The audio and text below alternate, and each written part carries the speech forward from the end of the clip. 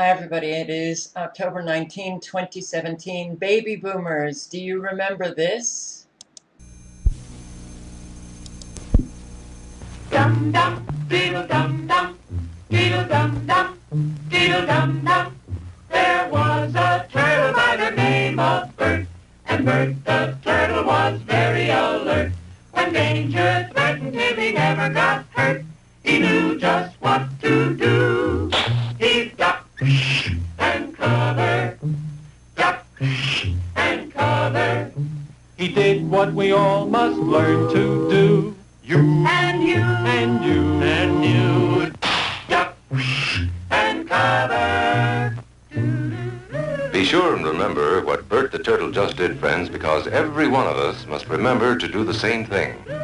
That's what this film is all about. Duck and cover. This is an official civil defense film produced in cooperation with the Federal Civil Defense Administration and in consultation with the Safety Commission of the National Education Association. Produced by Archer Productions, Incorporated. Wow, doesn't that bring you back? Duck and cover. As if that was going to protect you from a nuclear bomb. Duck and cover. Those school drills where we would get underneath the desk and put our hands over our head to protect us from a nuclear bomb. So, listen to this. This was CBS This Morning on March 8, 2017. Geologists are out with a very startling warning that Southern California is overdue for a major and possibly catastrophic earthquake. A new study says it's expected to hit along the San Andreas Fault north of Los Angeles. It could have a magnitude of 7.5 or higher. That's big. For the first time, scientists are closer to knowing when it could strike. CBS News science and futurist contributor Michio Kaku is a physics professor at the University of New York City. Good morning to you, Professor. When I went to see you in the green room, you said, "I'm here with doom and gloom." But let me tell you, I grew up in high school and junior high. We've been hearing about an earthquake coming in California for years. What makes this different? Well, before it was all hocus pocus and black magic predicting earthquakes. And I was born in California, 10 miles from the San Andreas Fault, living under the shadow of the big one. Now we can quantify this. And we now know that the San Andreas Fault is locked, loaded, and ready to rumble. We now realize that the people of Los Angeles are living on borrowed time. We now know that by digging into the soil, we can go down 1,200 years into the past, looking at soil laid down hundreds of years ago, and we find 10 major earthquakes in the last 1,000 years. The difference in time is roughly 100 years on average. The last big one was 160 years ago. So according to one calculation, we're 60 years overdue for another big one. You're talking about the great 1857 quake, right? That's right. It was a huge 7.9 earthquake that was so big it actually liquefied the soil north of Los Angeles, like halfway between Bakersfield and LA. And the tremors in that quake, by some reports, it lasted up to 3 minutes. Is that right?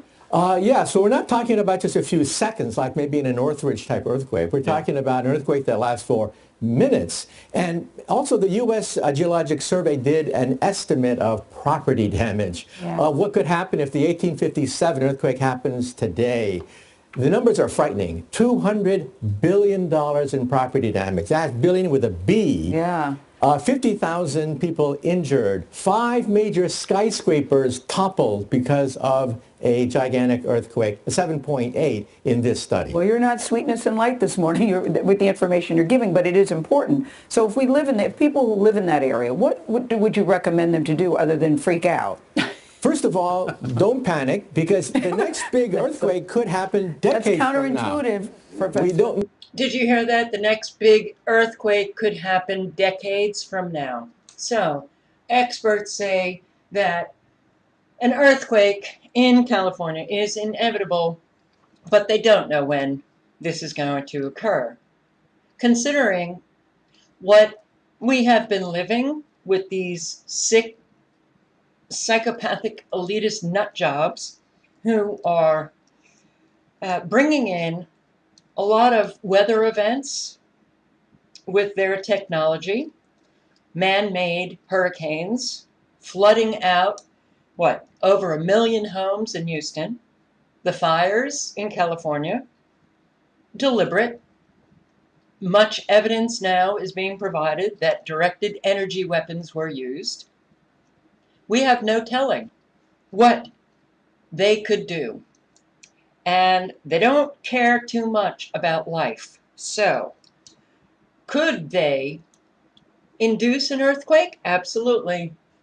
You know that we have this technology in which they can do it. So California had this drill for earthquakes today. 10.4 million people registered to participate in this drill in California. But it wasn't just California. It was Germany, it was Iran. This was a global earthquake drill. And I just want to bring your attention to this. 671 earthquakes in California in 30 days. The past 30 days, 671 earthquakes. Now, I know that you guys get an awful lot of earthquakes, but 671, isn't that a lot, even for you guys?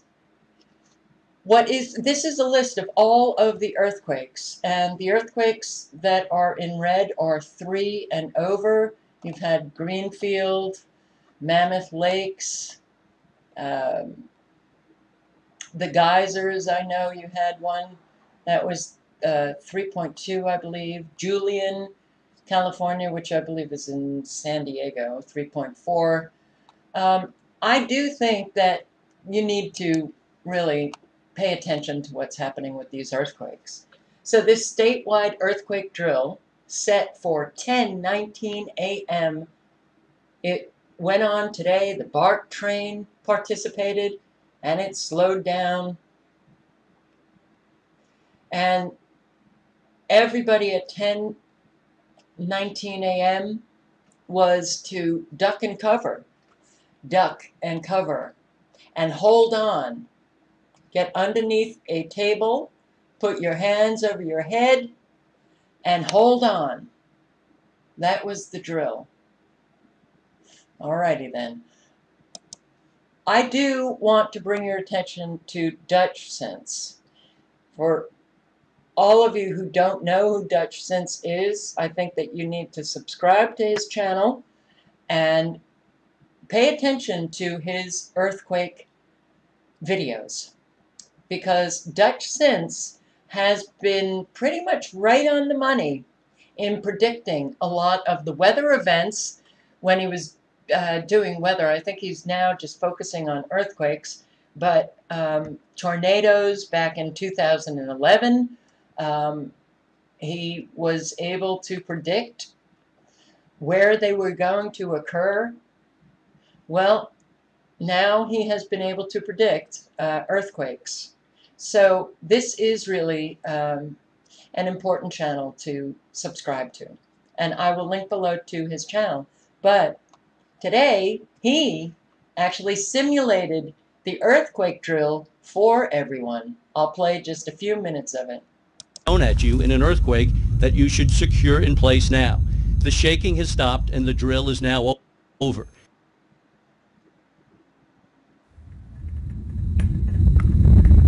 Okay, guys, and again, you are underneath a table or desk, or you are looking around your house that you know where you're going to go. Now, this is a large earthquake. It's carrying on longer than expected. It's massive movement that's happening. You are now realizing in your structure that you may need to actually exit the structure.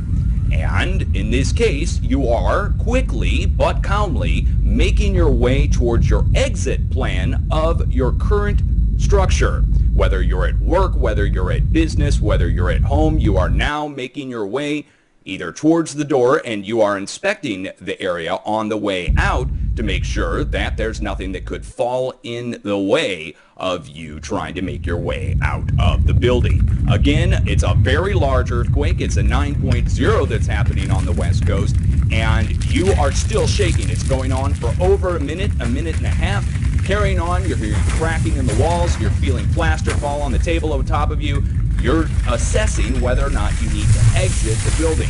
Now an aftershock is hitting. Okay, so aftershock is now taking place. It's carrying on much longer than you were expecting. Things are, again, all over your house. They've fallen down. And at this point, you are either grabbing your bug out bag and out the door, and when you're going out the door, you are inspecting your area outside to make sure there's nothing that could fall and hit you on the way out, or if it's going to, you can make it out quickly. When you're seeking a place outside, you're moving yourself away from the building and you're trying to get a furthest distance between you and any large objects that could be falling. At this point, the earthquake has been going on for nearly 2 minutes. It's about the size of the Japan megaquake. There's people outside hunkering down on the ground. There's buildings collapsed, there's smoke rising, there's even a few fires breaking out at this point, and this is just the first 2 minutes of the event. Now at this point, if you're living along the coast, something starts to come into your mind about something that you've heard in the past, which is a tsunami. Okay, if you're living on the west coast of the United States, or if you are living on the east coast of the United States, or if you're living on the south coast of the United States, or anywhere else on the planet, at this point, when a large earthquake has struck off your coast, you are now considering your elevation as related to the tsunami that will be developing off this megaquake happening out to sea. And then, if you are a prepared person, you've got a NOAA weather radio either in your bug out bag that you've grabbed and you've gone outside and you're now fishing through, grabbing your NOAA weather radio to turn it on to see if there's any tsunami warning. You hear something like this. The National Weather Service has issued a tsunami warning. I repeat, National Weather Service has issued a tsunami warning for coastal areas of northern and central California, including the following counties: Sonoma, Marin, Napa, San Francisco, San Mateo, Contra Costa, Alameda, Santa Clara, Santa Cruz, and Monterey counties. An earthquake with a magnitude of 8.9 has been detected approximately. Okay, and you've heard that now. You hear that on the NOAA weather radio, and you are now enacting the second portion of your plan. The shaking has pretty much stopped. It's still ongoing. You're feeling some aftershocks. People around you are starting to get up and walk around. Your house might be standing. It might not be. You may have pets inside. You may not. At this point, driving your car is probably going to be pretty hard because either there's down power lines, down buildings on the streets, or people that are all over the streets, and you're now thinking about the inevitable. You are thinking about the tsunami that could be generated and be to the coast within 30 minutes or less due to the fact that it's only 50 miles out to sea and the fact that it's traveling at the speed of approximately a slow jetliner. So it's traveling very fast. You have 15 to 20 minutes to try and get out. Let me show you what you need to know about a tsunami. First of all, most coastal areas have tsunami signs. They'll usually be on the side of the road, tsunami evacuation route, and they're for cars.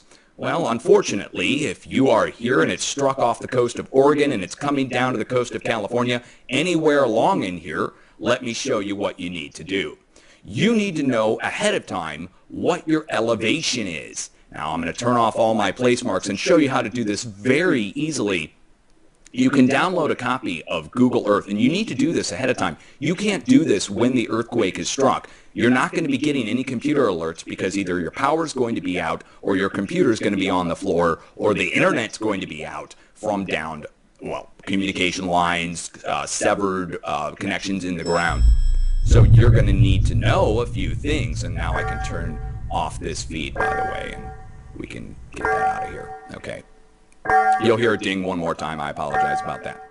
So zooming in here, we're going to just pick an area off the coast of Oregon or California. Any one of these areas will suffice, since most of them all have a few hundred feet between the shore and the interior of the coast. So just zooming in randomly on Smith River right here, we start at ground level, which is right along the seashore, which is beach level. Now, I'm going to move my mouse around here using Google Earth and look in the lower right-hand corner down here. Hopefully, you guys will be able to see this. Down in the lower right-hand corner, when I move my mouse around, you'll see ELEV, elevation, and it'll give us what our elevation is. So right at the beach, we are at 0 foot, right? Okay, so if there's going to be a large 100-foot high potential tsunami that's coming in, everybody who's below 100 feet is going to need a tsunami evacuation plan. So assuming you're living in town right here, let's just use this little town as an example, you're right at 0 foot, maybe 3 to 4 feet above sea level here in town, and then it goes up a little bit, up to about 15 to 20, then up to about 45 feet or so. This whole town is about 45 feet above sea level. So you have a tsunami evacuation route, and it's most likely the highway here, and it's going to be taking you up to a higher source that's not going to get bottlenecked by traffic. Well, look how it goes. It goes north to south. Let me give you a tip of advice. Every second that you spend driving north or south as opposed to east, away from the ocean, is a second that you could be putting your life in danger. Doesn't that make sense? If you're driving north or south, the wave is coming at you from the west to east. So every second you're driving north or south, it's a second you could be driving away from the wave. Secondly, you need to be going immediately to higher ground, and these hills here, for instance, are a good example. These hills, 200 to 300 feet above sea level, and you get up to the tops and you're about 700 or 800 feet above sea level. And you've got a few gravel roads that go up these sides. Now, if I lived in the area, I would make note of the generalized tsunami evacuation route that they have for the general public, you know, marked on these public large roads. But then I would also quickly find one of these and jet up it. I wouldn't care if there's somebody with a rifle at the top telling me to get off their land. I'd keep driving and they can shoot because I'm not going to get whisked away in a tsunami because some goofball's trying to protect their land. So you stay on the road, of course, you don't go onto private property, and you try to go up as high as you can. And if you have to go onto private property, so be it. If you have to get out of your car and run up the hill, that's better than trying to drive and save your car. If you watch the Japan tsunami videos from 2011, there are countless people running carrying bags of stuff. Now the bags they're carrying aren't bug-out bags, it's like bags of stuff they grabbed from their house. Heavy items. Trying to get away. I saw many different women carrying their purses. Okay, you could run faster, you can get higher, either if you have a tsunami exit plan to begin with, you need to have one now. And that's why we're doing this now. So I hope you take this to heart. I hope you have a plan. Your plan needs to be as such. When a large earthquake strikes, like the recording from the Great Shakeout said, sometimes the initial jolt can be so big it can knock people off their feet. And walking, running, or even crawling at some point can be almost impossible. You can do it, but it's hard. And you can fall, and you can break an ankle, you can twist an ankle, you can break a leg. Those things happen when you're running on surfaces that are moving. And in this case, you need a shelter-in-place plan first as you're figuring out whether or not the structure is going to be stable enough. You don't want to be running through the structure in an earthquake. You want to be in a secure place. Things start falling within seconds. And within a minute, you have major devastation. Within 2 minutes, you're at a megaquake level. So I would like you to, again, consider all aspects of this. Have a small earthquake plan. So if it's moderate shaking, maybe a few things are falling off shelves, you go underneath your table and desk. And again, not underneath the door frame. According to Great Shakeout and the professionals, door frame is not sufficient. The door frame myth, they say, comes from one of the first earthquake photos to ever make it into the mainstream media. They don't give a date on it, or maybe they do on their website somewhere, but it was a photo from a long time ago that showed a devastated house, and the only thing standing was the door frame, an interior door frame. That's where the rumor or myth comes from, a photo that showed a door frame standing after an earthquake. That's according to them. So they say, don't go under a door frame, go under a table or desk, or to a wall that's going to be away from things that are falling. You need to be prepared for this. Now, know what it is at your workplace, know what it is at your house, and if you're out and about at a restaurant or in a building you're not familiar with, you're going to have to pay attention to where the exits are and what's outside those places beforehand. That's my best advice. If you live on the coastal areas, you need to check your elevation using Google Earth. Okay, and I will link below to this video, and I will also want to just go back to what he was talking about, Google Earth and the elevation. All right, so Google Earth, most of you probably know this, but the elevation, as you move the mouse or the hand over areas, the elevation actually changes, and the elevation is right down here, right at the bottom of Google Earth, and you'll see it. It's ELE, and the numbers literally change as you move it across. This really is not about fear-mongering. It is about preparing, and I will show you that 53% of Californians say they are not prepared for an emergency or disaster.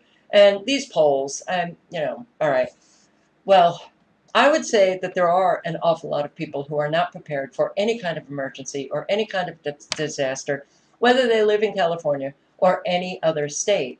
And, years ago, there was a lot of mainstream media and people calling preppers crazy. Crazy. And it's interesting how in the last year we have had our government come out and do these public service announcements telling everybody to prepare. Okay, so preparing now, I don't think comes with an awful lot of derision from our fellow Americans, especially since we have seen so many disasters. But this gives you a list of what you really need to have: water, food, battery-powered or hand-cranked radio, flashlight, first aid kit, extra batteries, whistle to signal for help, dust masks, moist towelettes, wrencher pliers, manual can opener for food, local maps, cell phone, chargers, and backup batteries. And that you should have already on hand. And depending on your individual or family needs, you can take a look at this list. Prescription or non-prescription medications, glasses, contact lens solution, infant formula, pet food, extra water for your pets, cash or traveler's checks. And I'm not going to read the whole list, but I will link below to everything. Yeah, now it really is very, very important for everybody to be prepared for anything. Anything. All links are below. I hope you're all doing well. Stay safe, everybody.